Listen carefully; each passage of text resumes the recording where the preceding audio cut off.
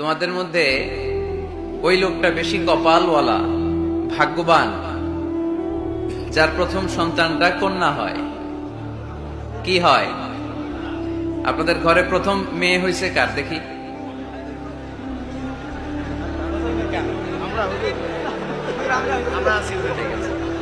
মাশাআল্লাহ, হাত নামান, হাত নামান। ছোট বাচ্চারাও তুলছে হাত। ওরা ভাবছে অন্যরাও তুলছে, আমরাও তুলি। তো মিন বারাকাতিল ইনাস, মিন বারাকাতিল মারআতি তাবখিরুহা বিল ইনাস।